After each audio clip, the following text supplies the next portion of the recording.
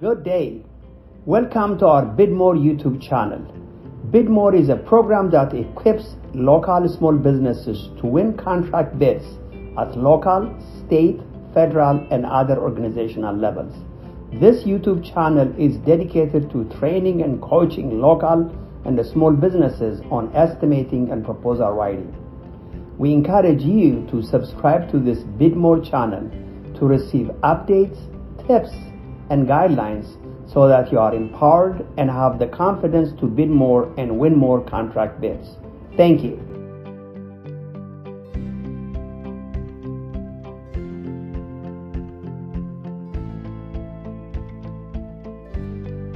The topic of this Bid More session is Bid No Bid Analysis by Alex Fisher.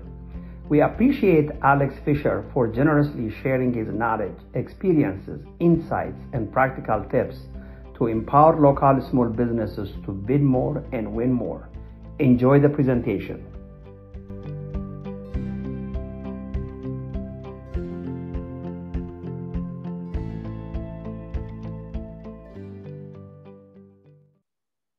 We would like to start off with welcome and introduction. So for this webinar, we'll start out with a welcome with Mr. Alex Fisher. So Mr. Alex, will you introduce yourself, please?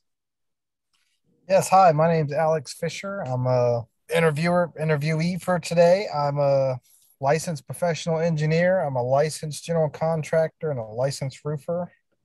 Today, I believe we're going to be talking about bid, no bid analysis. Awesome.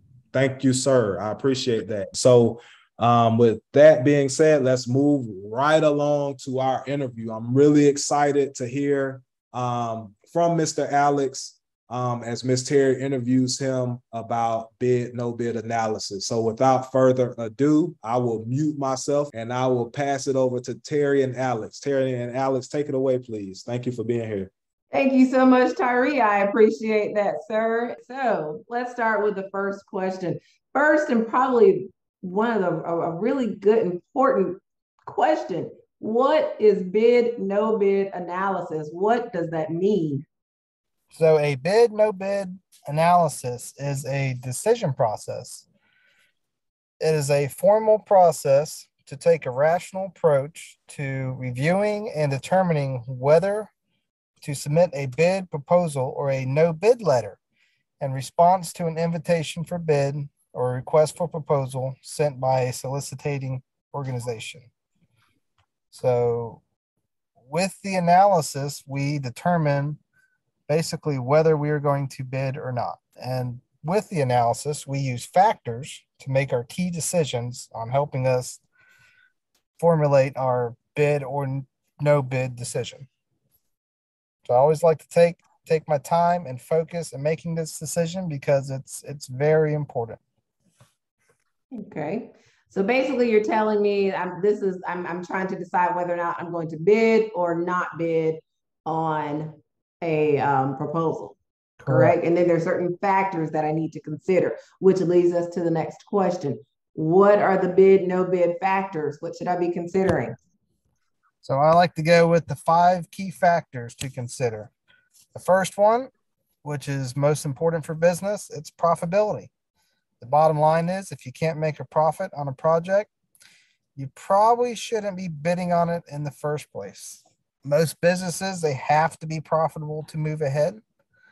You can't work for nothing and you don't want to work to lose money. So factor number 1 is definitely profitability. Factor number 2 is capability. How to use your company resources to the best of their manner. This always depends on your scheduling, your workload, your manpower, your experience. One question I always ask myself is, am I going to have to pay for overtime? Does the client reimburse me for overtime if needed? A lot of times it's no. Do you have employees that are coming available for the upcoming work or the extra work that you'll be taking on? So capability is always a good one when deciding to bid or no bid. The third factor, historical analysis. Reputation of your company. Is this bid? Is it something that you're very reputable in doing? Is it going to further your name as a business? Competition of the project. Some projects take preferred or specialty contractors. It all depends on what is required by the specific bid. Are you going to get recognition for completing the project? We like to call it street cred. Does it, you know, is it a repeat type of project that you have done in the past? Is it something basically like a low hanging fruit that's going to help your business move forward faster or better? So historical analysis is always another factor. The fourth factor, long-term strategy. Does it align with the mission of your company? If you are a building contractor, builder, you're not necessarily going to go pave a road because you don't do road work, you do buildings. If you're a house contractor, you're not going to go build skyscrapers. So you want to make sure that what you're bidding on aligns with what your company does. Long range goals and extension of current capabilities. Does this project allow for the possibility to expand? You might be looking to grow your business or move into another sector, and it might be a key component for you. And then the fifth factor is risk assessment. Scheduling risk, technical risk, cost risk, reputation risk. If you bid the job and you win and you do a really bad job, it's going to hurt your reputation as a business. If you're overbooked and you bid on the job and you win, it might hurt you with scheduling because you don't have the manpower. You might be trying to hire employees. It might put that extra pressure to where it just makes it kind of an uncomfortable project. So it's good to know all the factors when you're deciding if it's a bid or no bid. Another one with risk assessment is your business suited to successfully perform? If it's something where you're trying to expand, maybe it's a little risky and maybe it's too risky. And if it's too risky, it might be a no bid decision. Unless it's something that you're positioning yourself to move into, then it might be a bid decision. So I always like to take my time in reviewing these factors because it's why or why not you will submit a bid. And those 5 factors again are profitability, capability, historical analysis, long-term strategy, and risk assessment. Okay, thank you. That was a lot of great information. So let's move on. Let's look at May I jump in to just absolutely, Gabe. Yes. So I would say on the factors, I like the factors that Alex spoke about. There are a couple of intangibles I like to throw in, with an understanding. Factor means, what are, criteria you use and what are the reasons that prompt you to bid on a solicitation. By the way, the general name for what the client posts is solicitation. That solicitation may be an RFQ, request for quote, a full-blown RFP. It may be invitation to bid. So the general category is, we just say solicitation, meaning the client is asking the vendor community to bid on a job. So I just want to add, a few other factors that, ICAT has used. One other factor we have used is client knowledge. Do we know this client or does this client know us? That's an important factor. So let's say if this is a client we have worked with and we have good success with them and we know their inner workings, that may be one factor for a go, okay? So this client knows us, this client knows our reputation. We know how this client does business. We understand how they, their prompt payments, tradition and everything else. That may be a reason versus a client we don't know. If their environment may not be something we know and the learning curve in doing a job may be costly. And so knowledge of a client may be a factor. Alex, do you agree with that? I definitely agree with that. Yes. So I think, Alex, you and I you and I do business, and the fact I know you, whatever price you submit, I take it seriously. I said, okay, if it's Alex, it must be true. If Alex says I can do it, we know Alex can do it. So another factor is, it matters. You may be invited. Your organization, your firm may be invited to bid on a job. Why does that happen? A client may want you to bid. It may want your organization to bid because they may know your reputation. They may know your qualification. They may know you can do it. However, that's the decision to hire you still has to go through a bidding process. And so if you are invited, you sure, will be a factor for you to go for it because you are invited. Alex, do you agree with that? I do. Yeah.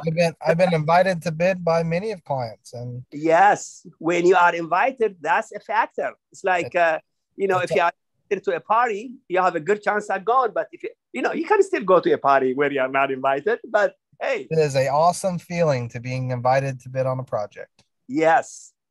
So it doesn't mean it's a guarantee, but if you are invited, it's an honor. Now, it doesn't mean the fact you are invited, your decision is going to be a go, but still, I think worth considering that.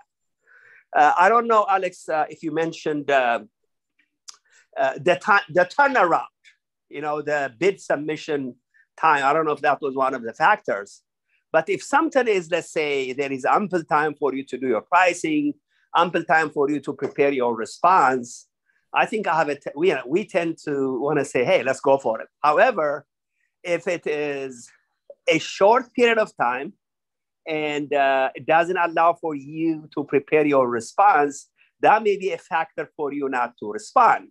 Now, the fact some vendors read the fact there is a short turnaround as if the bid, the solicitation or the opportunity is wired for someone. That's not always the case. When I defined one of the types of solicitation, when I mentioned RFQ by nature is a quick turnaround. Okay, it's a quick turnaround. The quick turnaround doesn't mean it's wired for someone else. However, I'll just base it on your own ability to prepare based on other obligations.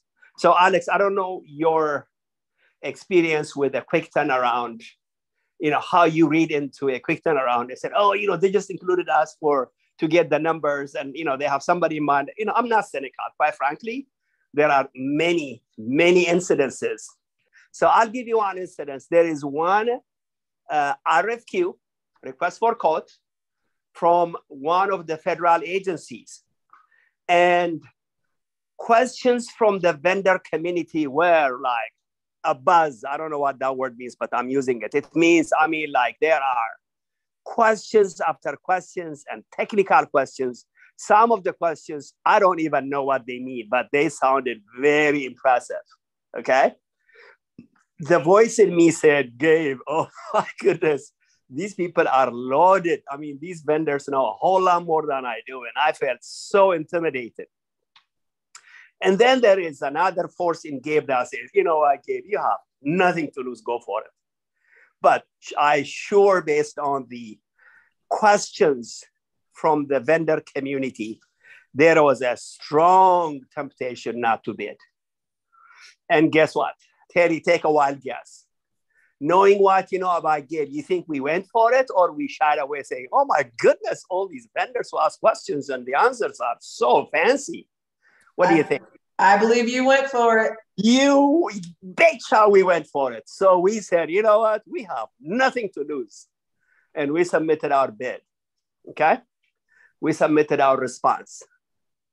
And I'm going to ask Tyree, take a wild, smiley guess. You think we beat all those fancy vendors or what? What do you think?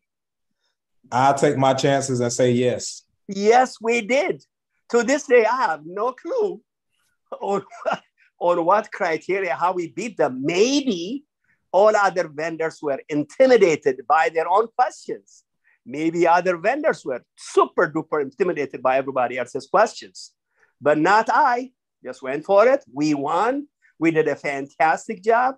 It was, to Alex's first factor, it was profitable. We did it on time, ahead of schedule. And it was actually developing an e-learning for one of the federal agencies. And it added to our past performance. We made good money. We moved on. So the fact it is short turnaround, the fact there are other vendors who are asking amazing, fancy questions doesn't mean a thing. You just have to go for it. And you may end up with it, with an ugly W. So with that said, Alex, I was going to ask you, short turnaround. When do you take a short turnaround as a clue not to bid versus when you take short turnaround as a clue? You know what? It doesn't matter. I'm going to go for it. I wonder if you have any examples or anything you want to say. I usually go for it. I tend not to say no. Okay. I tend to put myself in trouble a lot of times. I overbook work. It's hard for me to say no. But that's just my strategy. Wonderful. So we are a whole lot alike.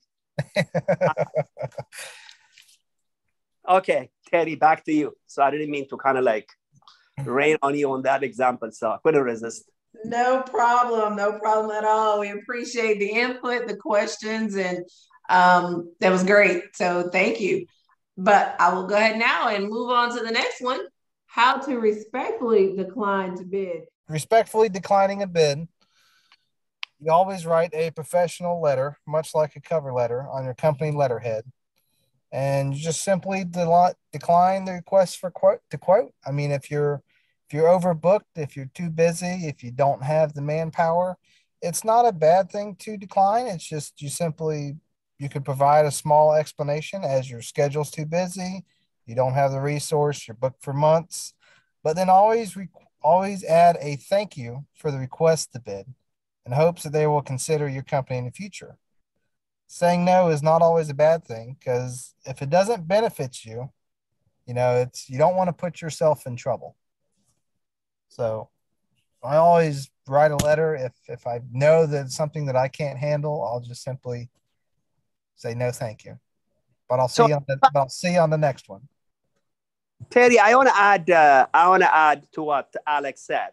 So Alex, I like your answer. I like the answer of when you write a professional letter, really for the next time, it really sets you up for them to consider you. I do want to say two things about declining, the act of declining. Two factors. Number one, let's say I'm declining because time is too short. And I may say, hey, listen, we did not have enough time to adequately respond.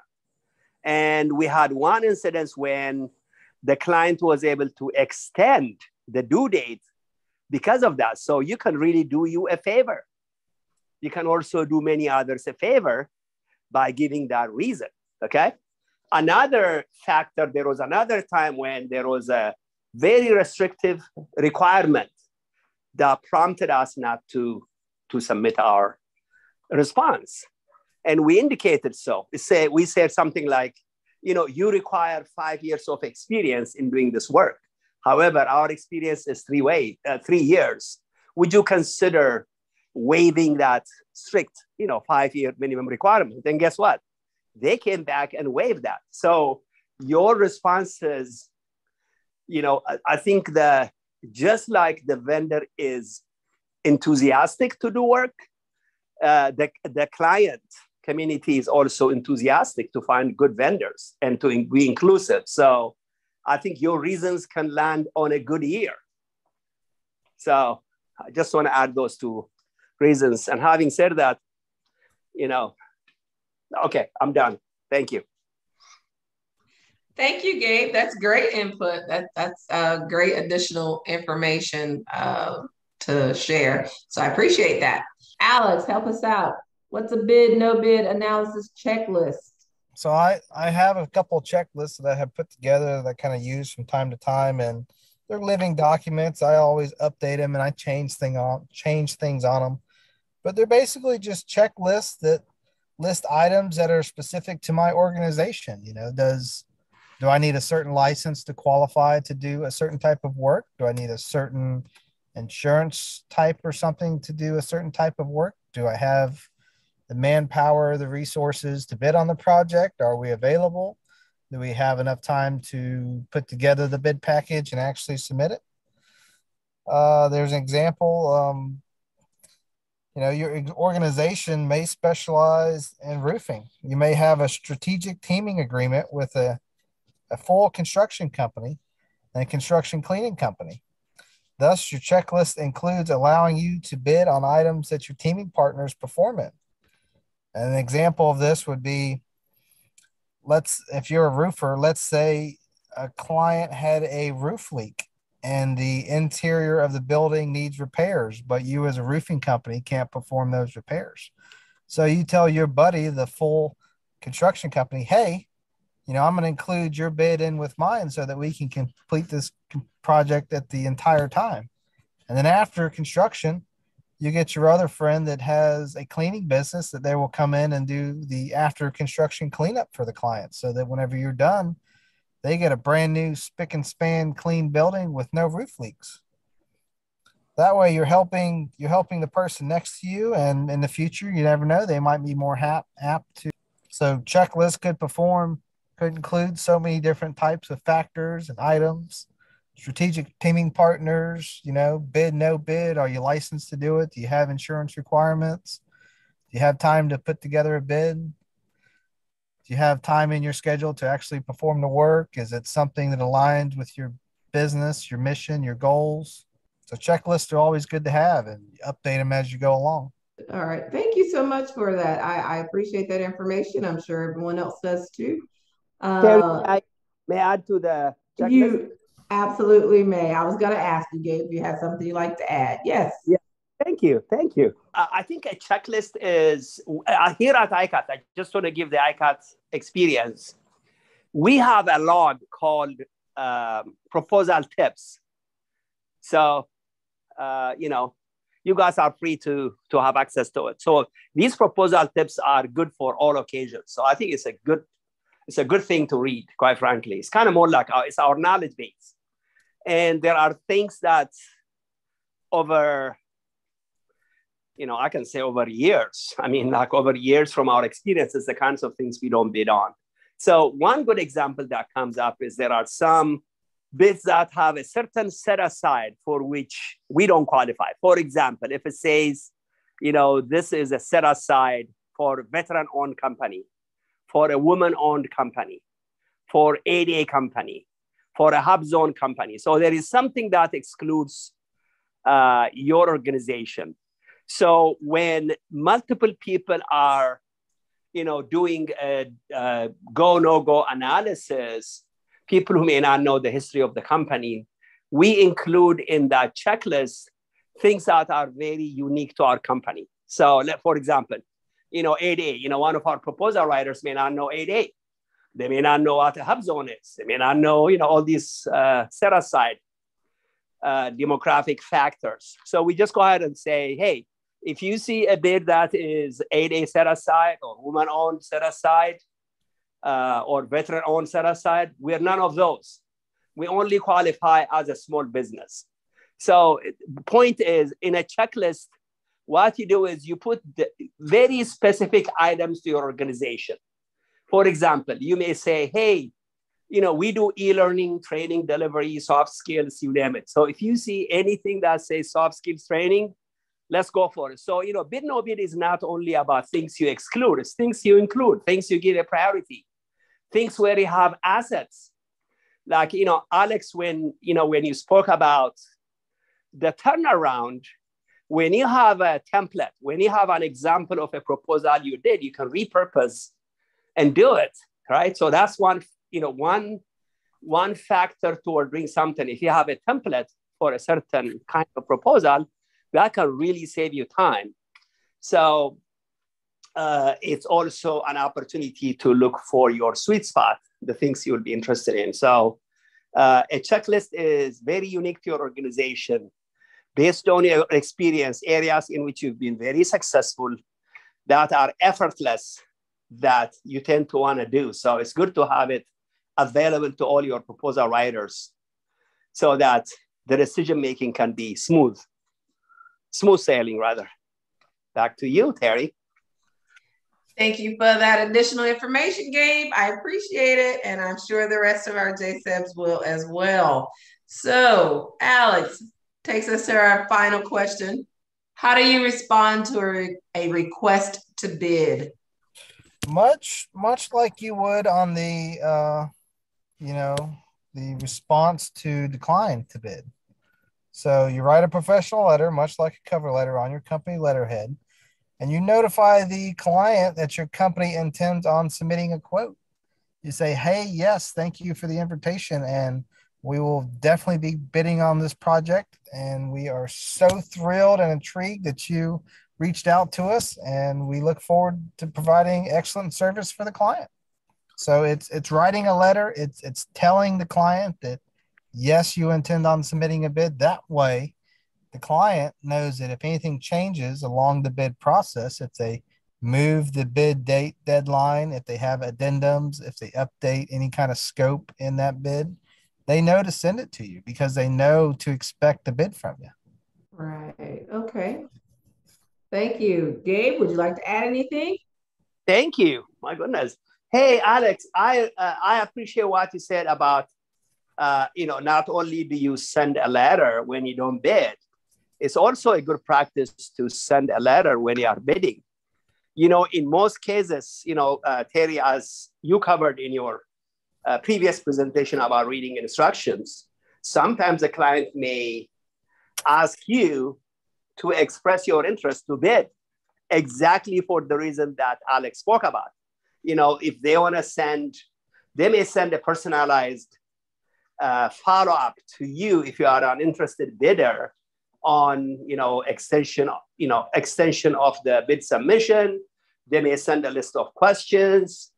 It's a good way for you to network with the client. So, however, even if the client is not offering a request for you to submit your interest, it's a good practice, Alex. I'm learning from you.